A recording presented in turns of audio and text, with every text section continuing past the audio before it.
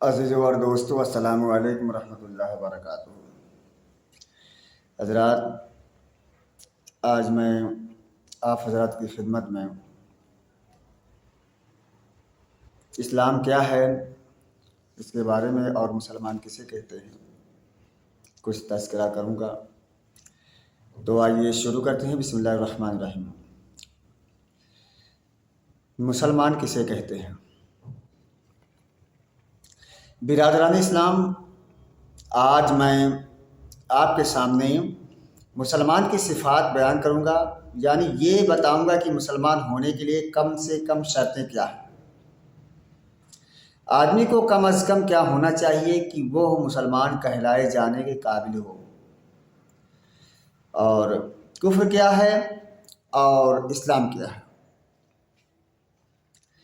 اس بات کو سمجھنے کے لیے سب سے پہلے آپ کو یہ جاننا چاہیے کہ کفر کیا ہے اور اسلام کیا ہے۔ کفر یہ ہے کہ آدمی خدا کی فرما برداری سے انکار کر دے، اور اسلام یہ ہے کہ آدمی صرف خدا کا فرما بردار ہو اور ہر ایسے طریقے یا قانون یا حکم کو ماننے سے انکار کر دے جو خدا کی بھیجی ہوئی ہدایت کے خلاف ہو۔ اسلام اور کفر کا یہ فرق قرآن مجید میں صاف صاف بیان کر دیا گیا ہے۔ چنانچہ ارشاد ہے، وَمَن لَّمْ يَحْكُم بِمَا أَنزَلَ اللَّهُ فَأُولَٰئِكَ هُمُ الْكَافِرُونَ۔ سورہ مائدہ آیت نمبر 44 میں ہے، جس کا ترجمہ ہے یعنی جو خدا کی اتاری ہوئی ہدایت کے مطابق فیصلہ نہ کرے، ایسے ہی لوگ دراصل کافر ہیں۔ فیصلہ کرنے سے یہ مراد نہیں کہ عدالت میں جو مقدمہ جائے بس اسی کا فیصلہ خدا کی کتاب کے مطابق ہو، بلکہ دراصل اس سے مراد وہ فیصلہ ہے جو ہر شخص اپنی زندگی میں ہر وقت کیا کرتا ہے۔ ہر موقع پر تمہارے سامنے یہ سوال آتا ہے کہ فلاں کام کیا جائے یا نہ کیا جائے، فلاں اس طرح کی جائے یا اس طرح کی جائے، فلاں معاملہ میں یہ طریقہ اختیار کیا جائے یا وہ طریقہ اختیار کیا جائے۔ تمام ایسے موقعوں پر ایک طریقہ خدا کی کتاب اور اس کے رسول کی سنت بتاتی ہے، اور دوسرا طریقہ انسان کے اپنے نفس کی خواہشات یا باپ دادا کی رسمیں یا انسانوں کے بنا ہوئے قانون بتاتے ہیں۔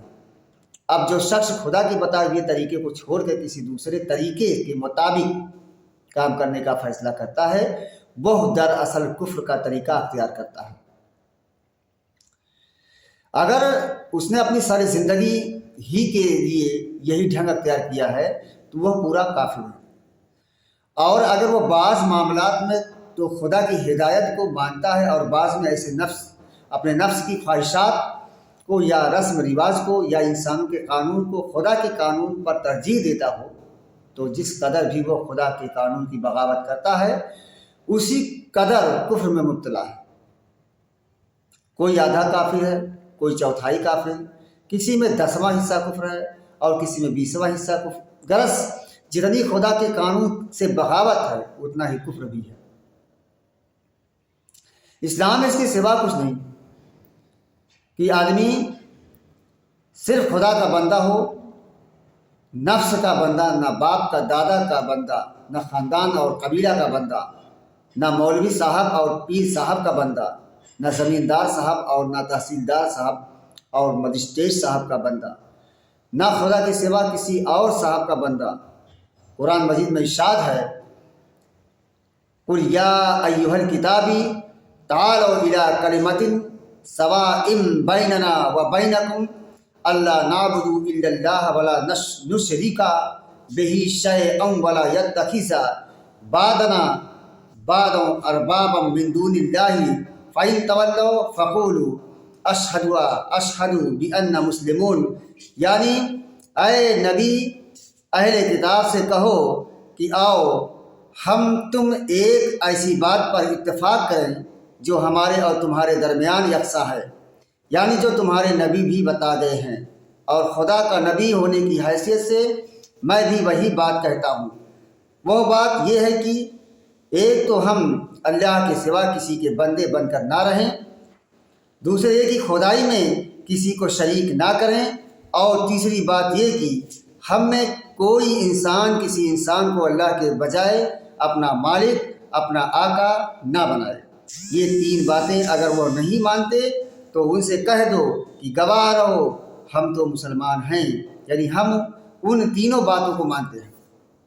افغیر دین اللہ یبغون ولہ اسلم من فی السماوات والارض طوعا وکرہا والیہ یرجعون۔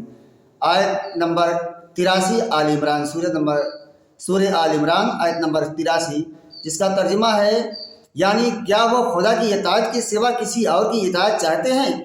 حالانکہ خدا وہ ہے کہ زمین اور آسمان کی ہر چیز چاروں ناچار اسی کی اطاعت کر رہی ہے اور سب کو اسی کی طرف پلٹنا ہے۔ ان دونوں آیتوں میں ایک ہی بات بیان کی گئی ہے، یعنی یہ کہ اصل دین خدا کی اطاعت اور فرما برداری ہے۔